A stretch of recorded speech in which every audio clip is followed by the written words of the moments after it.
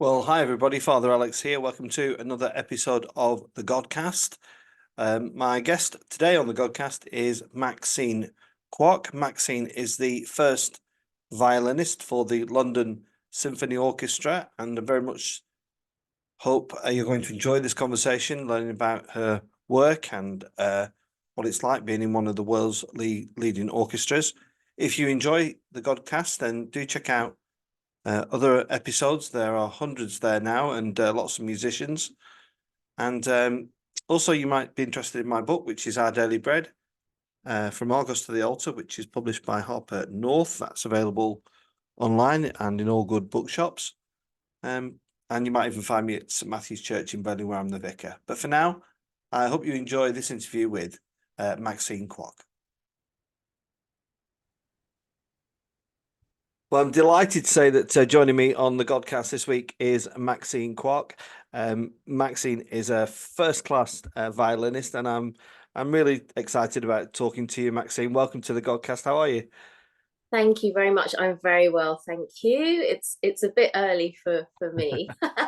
I'm not a morning person at all, but otherwise I'm very well, thanks. Yeah. Anybody listening or watching, we're recording this at 9 o'clock on a damp Wednesday in Burnley. I'm not sure what it's like in London, Maxine, but yeah, It's quite grey. is it? It's Yeah, pretty yeah. grey, yeah. So, the first thing I just want to ask, Maxine, what's it like being in an orchestra? What's the real joy and buzz, and actually some of the difficulties as well? Gosh, I mean, I loved the whole idea of being in an orchestra from a young age because it was actually making music with friends. That was what really drew me in because I mean I first started playing in groups. I started playing at 6, started playing in groups at the age of 7. So that always had this idea that it was fun. And then when I started playing in like symphony orchestra, symphonic repertoire, just it was just amazing to hear all these incredible sounds. And I was just like hooked, and that was all I wanted to do. So it's incredibly fun. It's like you feel like you're working as a team, and I suppose I liken it to being, a small cog in a big wheel of a machine. So you're part of something that is kind of much bigger than yourself. So it does mean though there is elements of collaboration. You have to, be fairly unselfish in the way that you work, in that I play in the first violin section. That's 16 players. It's, there is a lot of you have to think about the person you're sitting with, and then the wider section, then the strings, and the whole orchestra. So it's many different sort of facets, but as a job I really really love it. And how quickly in your development was it recognized that you were a person with talent? Did it come quite quickly? Um, I suppose so. Uh, I joined the the National Children's Orchestra at the age of, I guess I was 11, and I think probably at that time my parents thought, she's getting pretty serious about this, and it opened my eyes because obviously then you were with kids from all over the country, so you could get a sense of what your peer group was. I am actually from Bromley, and they have a huge youth music department, and they did then. So I was already exposed to a lot of really high quality music education, which was fantastic for me. But to sort of see how things were on a national scale was very interesting. I think from there, I remember from then thinking, this is what I want to do as a career, if one could do this as a career. So it meant work. I did work very hard. I think in those days there were many less distractions. I wouldn't want to hedge my bets on how things would go in this day and age if I had access to a smartphone, more than 4 channels on TV, etc. But it pretty much from then I thought I want to be in an orchestra. and that was kind of, I was really glad to have that in my head to kind of fire me forward. Yeah. And how did that affect your childhood, Maxine? You know, can a lot of kids, certainly around the context where we are in Burnley, you know, traditionally they wouldn't be drawn to classical music. You know, they'd be listening to, I don't know, S Club 7 or Take That or whatever it was. Did that kind of world pass you by, or did the two mix together? How was it? I was quite lucky. As I said, Bromley has a really, really stellar, strong music youth department. Because I was at my local school, Holy Trinity Convent. It no longer exists, unfortunately, but it was a very small school with very limited music going on. But they were very, very lenient and understanding. So I spent any free time kind of practicing, either going home when I was old enough to just walk the 5 minutes home, or I could practice at school in a free room.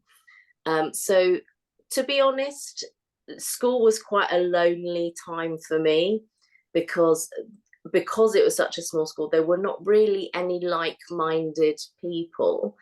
But going to the Bromley Youth Music Trust 3 times a week, that gave me the sort of, you know, the you know, your friendships, your sort of fun, all that.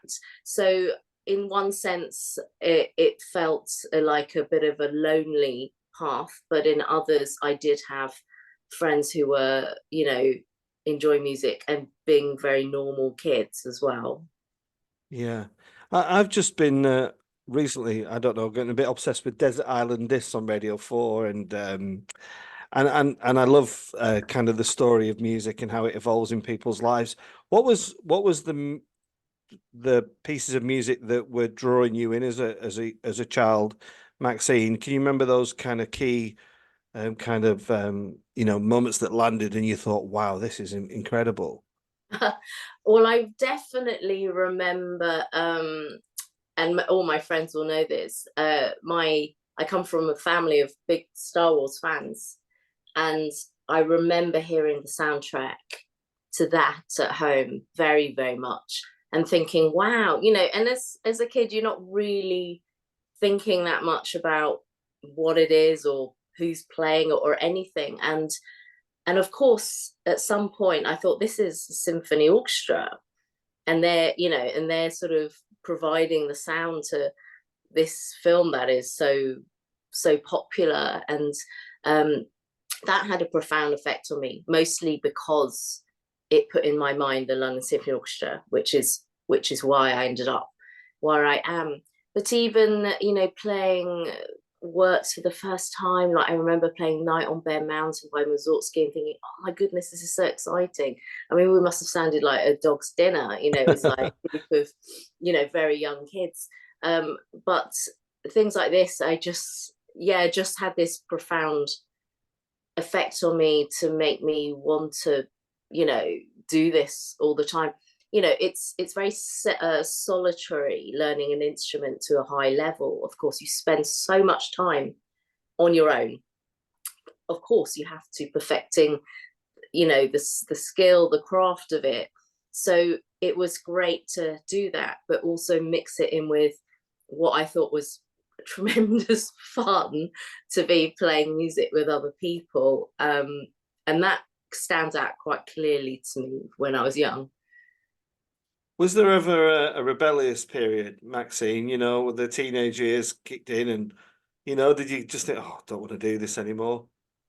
I don't actually, it's funny, I don't really think so. I think the most, I was obviously quite quite driven, which I find quite funny now. Because I can be incredibly lazy, but I think there were less distractions in those days.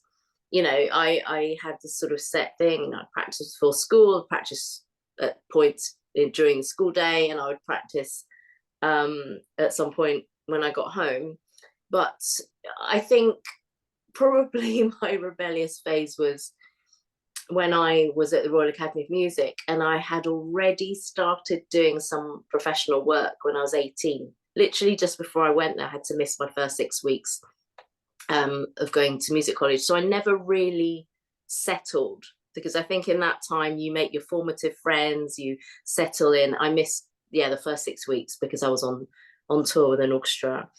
And from then on, I was a little bit in flux. And I remember saying to my parents, I think I'm going to leave music college. I don't need a degree. I just want to start working, because it was so exciting for me to be already working.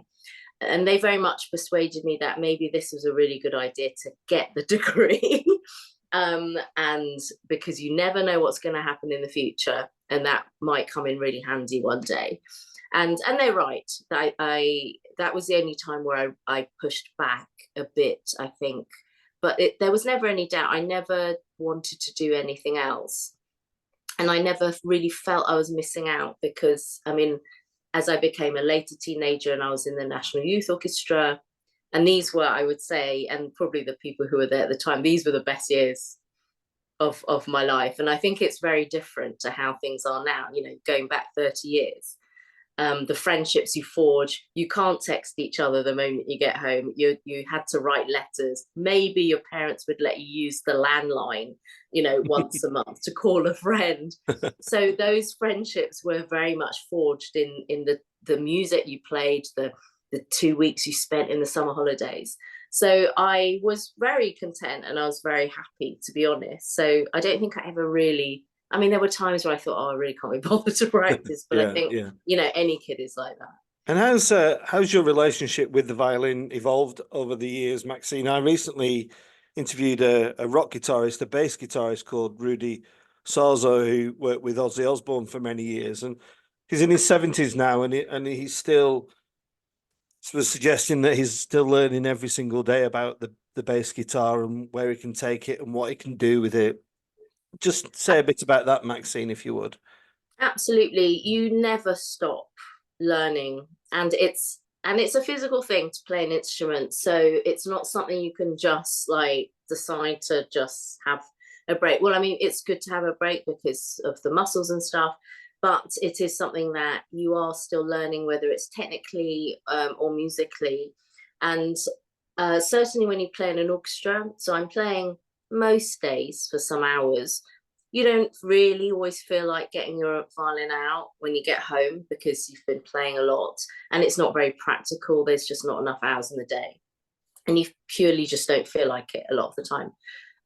But there are times you do really still have to either learn some music, keep yourself in shape. Playing in an orchestra means it's very loud, so you don't always hear yourself. So you then need to kind of bring yourself back in playing your own space, so you really hear the sound you're making and make sure that your intonation is really on point and things like that. So it's an ever evolving process. I'm sure I played differently to how I was when I left music college, and you kind of, I sort of always thought, oh, in those days you probably feel bulletproof. You're young, you're playing all the time, you're doing competitions at college, you're auditioning everywhere. But I think, it's also, I've absorbed the most incredible musicality from everyone around me, from the conductors we work with, from the artists we work with over, the 25-ish years I've been in the profession.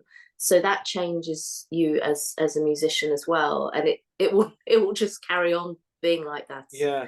And do you coach and teach yourself, or do you reach out to others for learning, even though you've been a musician for as long as you have? That was always, teaching was always something I was really scared of. My mum teaches the piano, and she was always like, oh, you might want to teach one day. And I was always like, oh, no. And I was always a bit afraid of, I think it's the kind of imposter syndrome of thinking like, what can I teach somebody?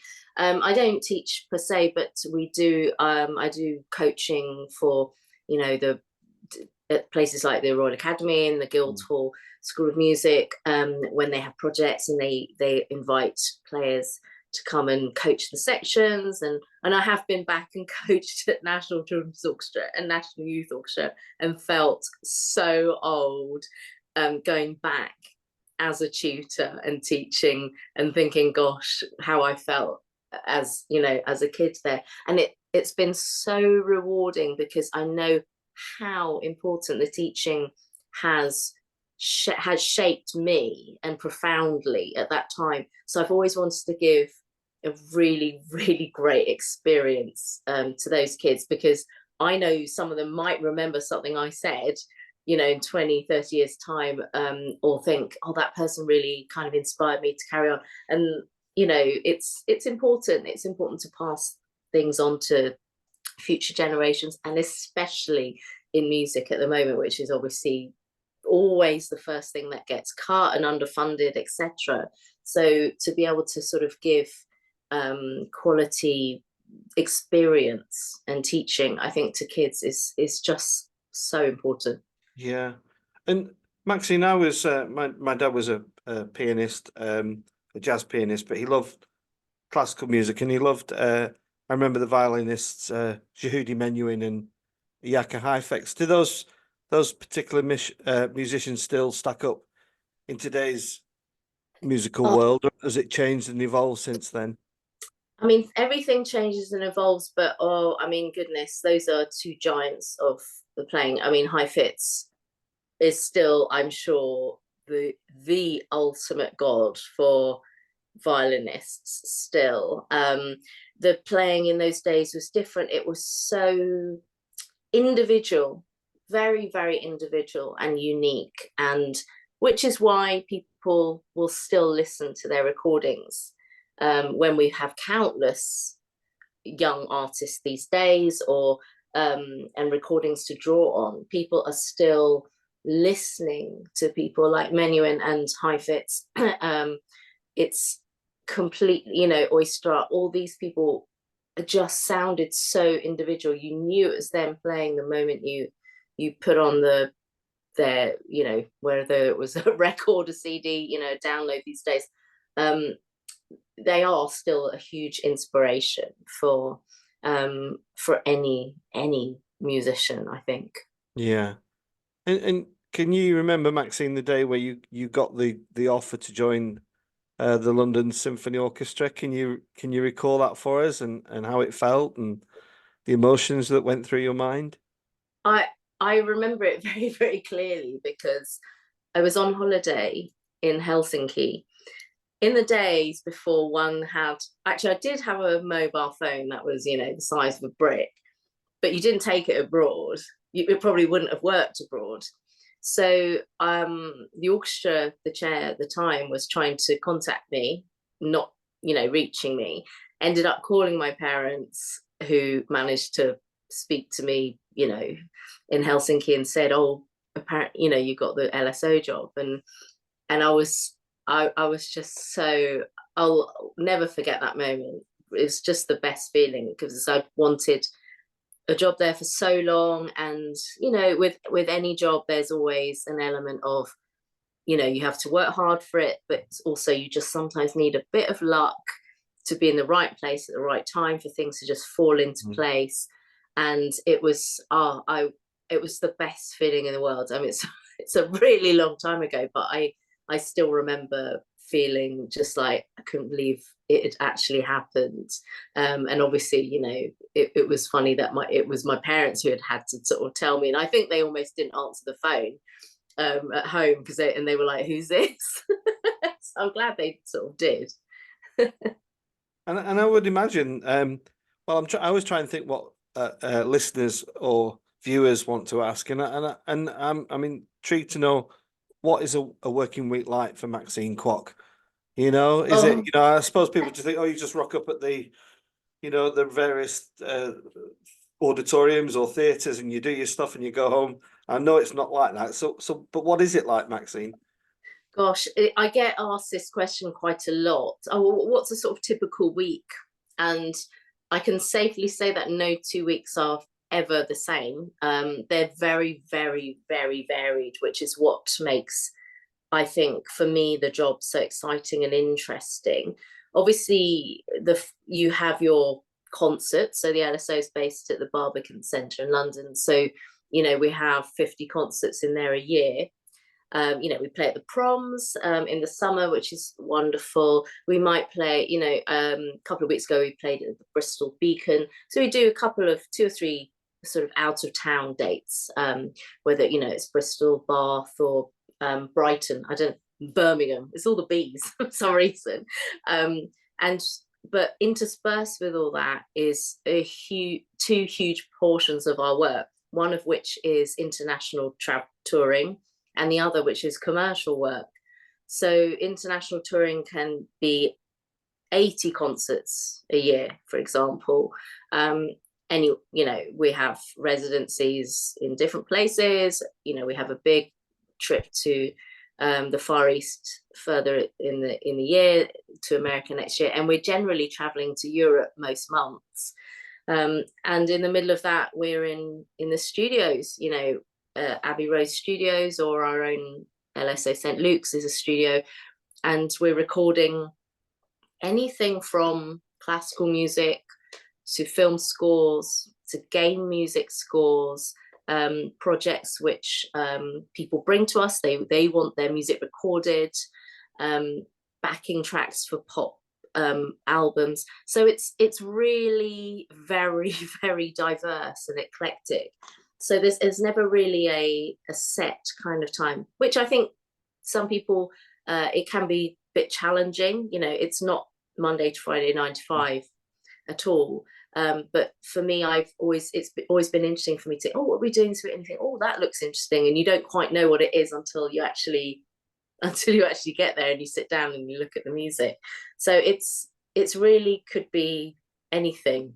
And what happens to the dynamic in music, Maxine? I'm a ridiculous, silly fan of Depeche Mode, who historically are, kind of dark electro music, but they've worked with orchestras over the years, and I always wonder what it's like for the person in the orchestra to adapt from a traditional classical piece to something more contemporary and that maybe wasn't originally written in any way for an orchestra. It's an interesting question. I think certainly in London, orchestras are massively flexible because we are so used to working with different types of music, different types of groups. And I mean, my teacher at the Royal Academy of Music, Eric Grunberg, he played on the original Beatles albums. Lots of, as musicians, we're formatted to sort of get ourselves into the different modes of playing. So, if you're playing Mozart, Beethoven, and suddenly you find yourself, accompanying some hard rock and things like that, you kind of have to slip into this genre, and very fast, especially if it's one thing if you're preparing for a concert, but another thing if you're recording, which will start the moment you sit down.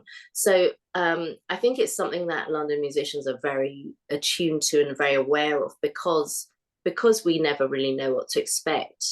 We've learned to adapt very, very quickly, and also, for all these projects, generally you have to wear headphones, and it can feel like a very strange experience the first time it kind of happens, and you're hearing a beat in the headset. You're not necessarily even in the same room as, say, a band. They'll probably be separated out, so they can get things into the mix. So it's all very much a learning process, but you learn very fast. That's for sure. Yeah.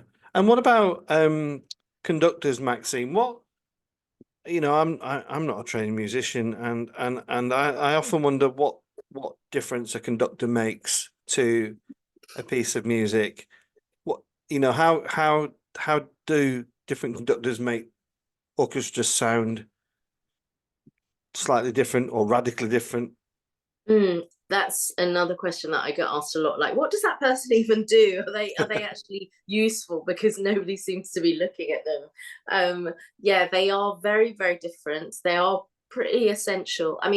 Ultimately, they're there to keep time, because you might have 90 people on stage, a vast stage, and from a practical point of view, the sound from one side of the stage is not going to hit at the same time as the other side. So with the best will in the world, the listening is not going to work in those situations.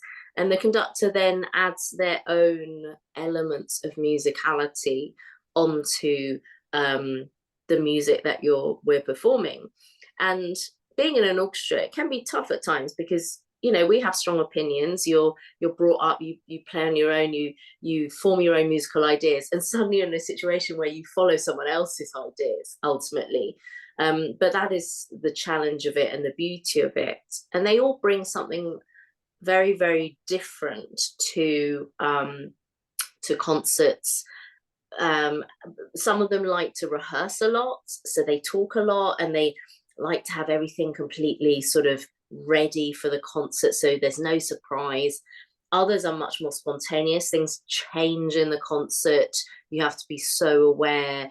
Some of them are very technical, so their baton movements are really precise and beautiful. Others, you look at them and you think, I wouldn't know, you know, they're shaping the music, and you have to find a way to kind of understand that language.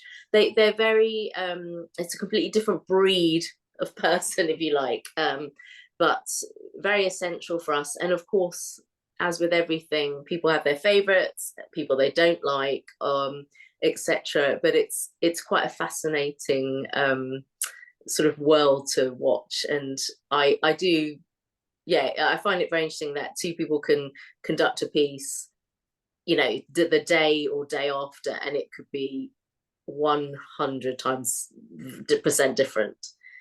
Yeah.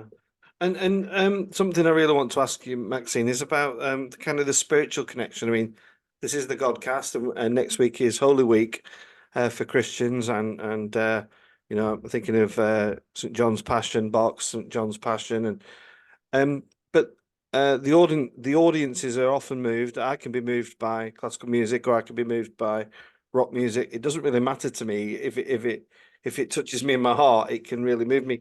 What's it like when you're playing? Are you moved when you're playing, or are you so engaged in what you're doing that you don't have that opportunity to feel that? Oh, that, yeah, oh my God, I'm never failed to be moved. I mean, there's lots of music that I love and adore playing. So I think it's impossible to play, and if it's something that is, you know, obviously there's times I end up playing music I'm not that keen on, but if you're playing something that, for example, this weekend we play Mahler 5, one of my favorite pieces to play, just the music is so beautiful and so heart-wrenching, and just it just makes you feel something, a connection to everybody around you. And for me, it's much more about actively participating in it. I realized that because I went to a concert last week of my own orchestra. I happened to be off and, you know, spent my free evening going to see my own orchestra play. But I think it's always a nice thing to support your colleagues and also to hear your own orchestra from a distance.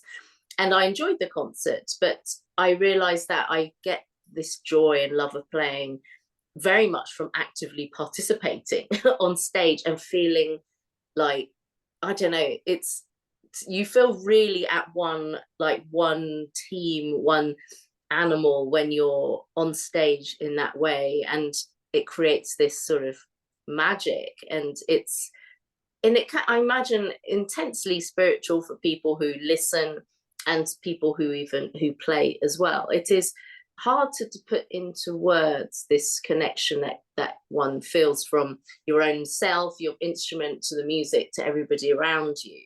But it is totally what drives me, and why I still love and feel as fresh about the job as I did, 24 years ago. And you must have played in some of the most extraordinary settings. Are there a couple that come to mind, Maxine, where you think, where, there were those almost awe and wonder moments where, because quite often the venue can enhance the concert, can't it? I can think of venues where I thought, my goodness me, this is just magical. Are there a few that stick in your mind, or? There are, yeah. I mean, it's always special to play at the Proms, the Royal Albert Hall, of course. It's a vast venue. Okay, it's not in a way, it's almost too big because it's, you know, you're on stage and it's just ginormous space. That's a very, very special feeling, always to play there, as kind of this wonderment of, and of course, because the Proms is such a special festival that's so historic. Oh, there are so many beautiful places around the world. I mean, I have my favorite halls, you know, whether they're in, you know, Madrid and Tokyo and places like that. There's a beautiful outdoor setting in Granada at the Palau there, which I don't really like outdoor concerts because it comes with its own challenges. There's always, you know, the wind, and you have to wait for it to be, you know, cool enough. Plane flying over. Yeah, there's always, you know, something that happens. Obviously, I suppose I get the biggest buzz out of we play a free concert every summer in Trafalgar Square for basically 10,000 people. You know, to be under sort of Nelson's column looking out onto that square from a stage, that always gives me a bit of a kind of goosebump effect, to know you're playing in a place that it kind of doesn't usually have music, which is, and we play a concert, and obviously you might get, you know, sightseeing buses honking and all sorts of sounds of London around you. That's a very, very special kind of occasion for us, because you, especially because it's free and you're able to sort of like give music to people who might not be able to come to a concert, a normal concert in a hall. Yeah, that's interesting. Thanks for sharing that with us.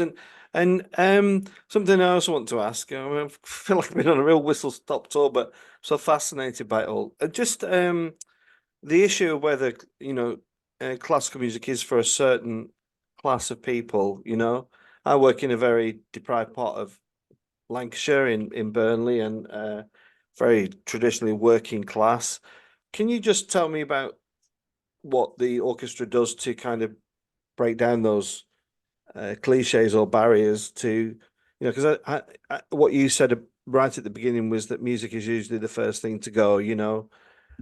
I think I totally agree with that, and I'm really sad that schools don't seem to have, in provincial places such as Burnley, have that real almost necessity for music. You know, I think music is such a great healer on so many different levels, but it does seem to be falling by the wayside. Just tell us a bit about what the orchestra does to kind of break those barriers down. Absolutely. It's the most important part, probably, apart from being on stage, of what we do. So, I mean, for anyone who wants to read more, if they go to the website, and it's LSO Discovery, that's our education department. Because if you cannot give music to everybody, that's, you know, it's all very well for the people who can afford to come to concerts. You know, we want to engage young people, and I was really lucky with the start I got. I ended up, you know, living in a place which offered a lot of free music education, and obviously a lot of kids, it's just not possible now. So we have many education programs in the orchestra, things like Next Generation, on track, and we draw in local boroughs, of which most are, you know, not wealthy boroughs at all, where music education is super limited. They probably don't have access to instruments, and we try and, you know, we're able to go out and teach them at the schools, bring them all together to play at LSO St Luke's, at different projects, so that they will get to meet each other and create something, whether we're making a piece together or something is specifically written for them, and hopefully encourage a way for them to be inspired to move on with music. And you know, we offer pathways, opportunities for diverse musicians who, you know, I think just want to have the opportunity to have sort of started with some music and really want an opportunity to carry on. And it's just not possible because of where they are, their you know, socioeconomic status, the fact that you know, they come from a neighborhood which doesn't support any classical music. So these things for us are just essential, because if people don't get the opportunity to start, then they're very unlikely to make classical music part of their lives. And it's not about making sure that there's people in the profession one day. It's just, I think we all know that music just is such, as you say, a healer, an enricher. You know, we have a big project where people go into schools and special needs schools and hospitals, because it's music can be a real balm for the soul. It's just makes people, you know, whether it brings out some emotions and it just gives you a sense of calm. I mean, I realized this very much during the pandemic when we couldn't work.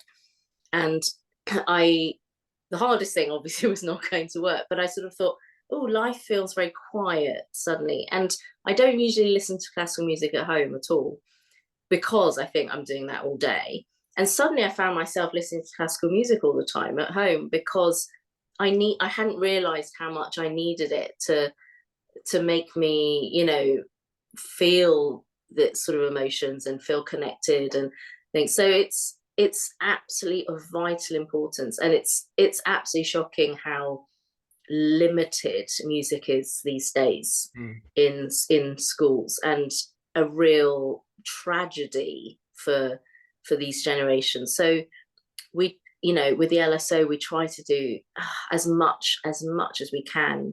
You know, there's only so much one can do without you know, the help from a much larger source. But you know, if we can encourage and inspire kids, I mean, I just saw one that I'd sort of coached and seen at different projects since he was a youngster, and I happened to go to a concert and saw students at Trinity Laban playing in Greenwich, and I saw one of them there, and I said, I'm so happy, you know, you're at music college and stuff. And he's like, yeah. And it was like, I thought, oh, you're all grown up. And it was just like, you know, but that was a wonderful thing to think, somebody that, you know, with the challenges already, but they've been inspired to push on through. And it is, and it often needs the support, you know, of the family and everything, because it's not cheap, and it involves a lot of support and from, you know, families to take you to your lessons, to pay for your lessons, etc. So it is of vital importance. Yeah. And people who might be watching or listening to this, Maxine, thinking, oh gosh, I need to go and listen to some classical music. I need to go and where would you tell them to start? It's, well, the sort of repertoire, or where, I mean, obviously these days, you know, Apple Music Classical, there with LSOs all over that. And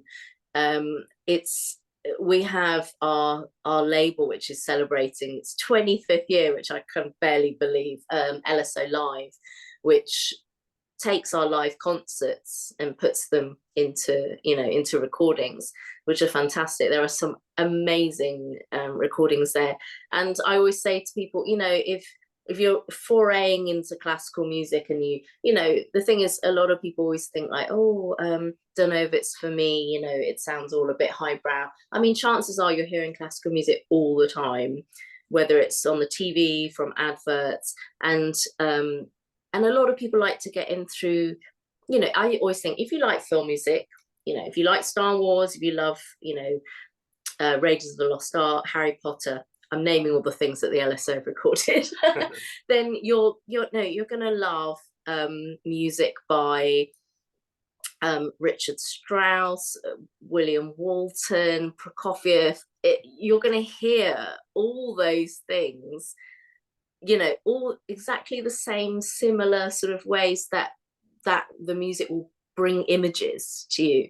And you know, I often say, you know, if you don't know classical music, you know, listen to Debussy's La Mer. It's about the sea. It's 3 movements, and you can totally hear what the composer wanted.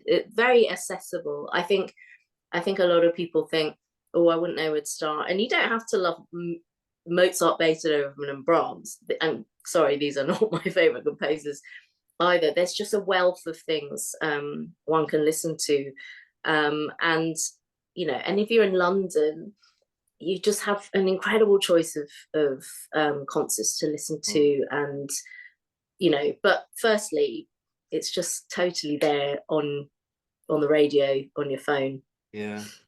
Maxine, I really, really thoroughly enjoyed chatting to you. Thanks so much for coming on. And I just want to, final question is, I interviewed a guy called Jonathan Antoine, who's an opera singer who likes his classical music, but away from that, he's a big lover of thrash metal.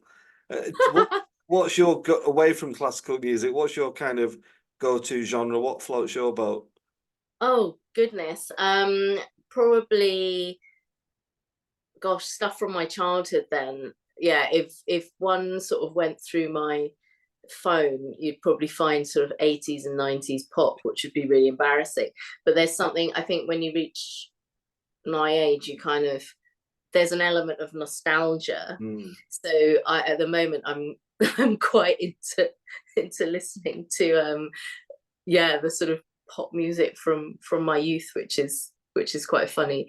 And I tend to listen to, if I listen to classical music, I'll listen to piano music actually, rather than anything violin related. I think that's too much of a busman's holiday otherwise. But yes, but no thrash metal for me. as a step too far. But and if I, and obviously, just I love listening to, say, like Ella Fitzgerald and like that. Who wouldn't? Yeah, absolutely. Well, I do hope everybody's enjoyed this interview with Maxine. If you like musicians, particularly, there's loads on the Godcast. Just go check them out from all different genres. But Maxine, thanks so much for coming on, and it's been great to talk to you. Thank you. Thank you.